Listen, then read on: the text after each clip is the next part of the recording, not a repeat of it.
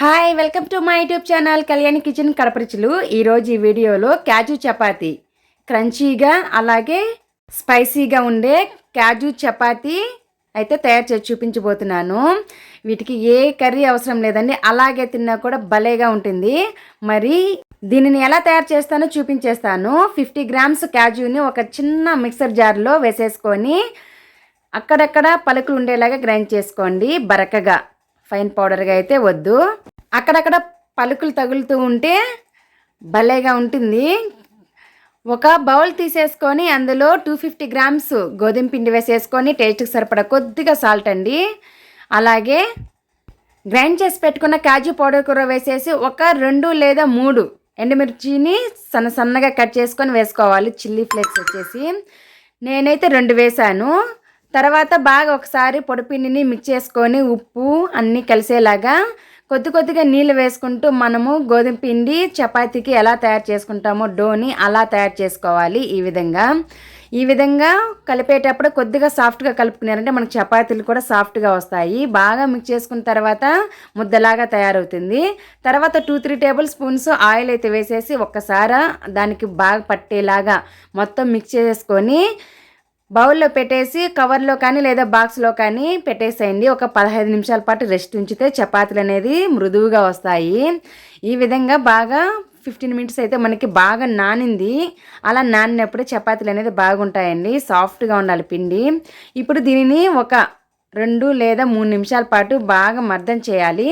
అప్పుడు క్రాక్స్ ఏం లేకుండా మనకి గోధుమ పిండి నున్నగా అనేది తయారవుతుంది. ఈ విధంగా ఉండాలండి. ఒక చపాతీ రుద్దుకునే పీట తీసుకొని పక్కన పెట్టుకోవాలి. తర్వాత మీకు ఎంత సైజ్ చపాతీ కావాలో అంతైతే తీసుకోండి. నేనైతే మీడియం సైజ్ అయితే తీసుకున్నాను. ఈ విధంగా రౌండ్గా బాల్ చేసుకున్న తర్వాత పొడిపిండి వేసుకుంటూ చపాతీని సేమ్ ఎలా మనము రుద్దేసుకుంటామో అలా రుద్దేసుకోవాలి. పొడిపిండి అనేది మరీ ఎక్కువ వేసేయకూడదు. కాల్చేటప్పుడు పొడిపిండి ఎక్కువైపోయిందంటే మనకి మాడిపోయి కొద్దిగా తిక్కిగా అనేది వస్తుంది, అంతగా బాగుండదు తినేటప్పుడు కూడా. మనకు ఆ తీసుకున్న పిండి ముద్దకి ఎంతైతే అవసరమో అంతే వేసుకుంటూ వీలైనంత పలుచగా అయితే రుద్దుకోవాల్సి వస్తుంది. మరి మందంగా అయితే వద్దు, అలాగని మరీ పలుచగానే వద్దు. మీడియం సైజు అయితే ఈ విధంగా అయితే రుద్దేసుకోండి. తర్వాత స్టవ్ వెలిగించేసి చపాతీ కాల్చుకునే పెనం అయితే పెట్టేసుకోవాలి. పెనం అనేది ఓవర్ హీట్ ఉండాలి. ఫ్లేమ్ అనేది హై ఫ్లేమ్లో పెట్టేసేయాలి.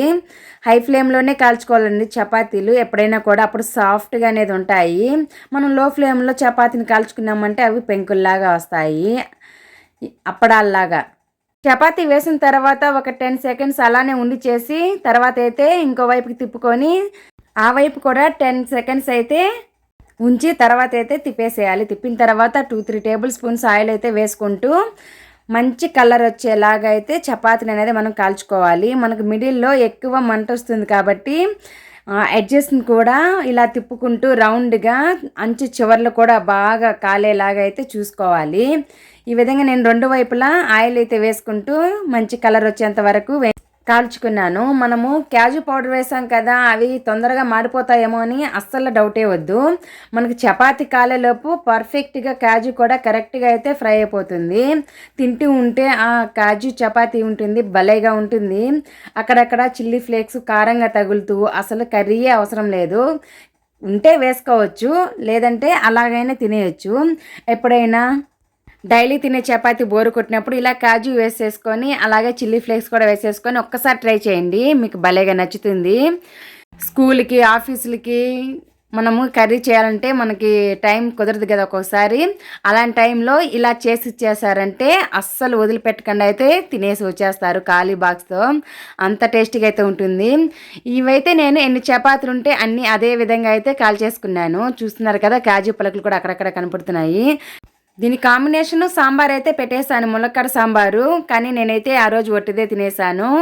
కావాలంటే మీకు నచ్చిన కర్రీ అయితే దేనితో అయినా తినేయండి. మరి నచ్చితే తప్పకుండా ట్రై చేయండి, అలాగే నచ్చితే లైక్ చేయండి.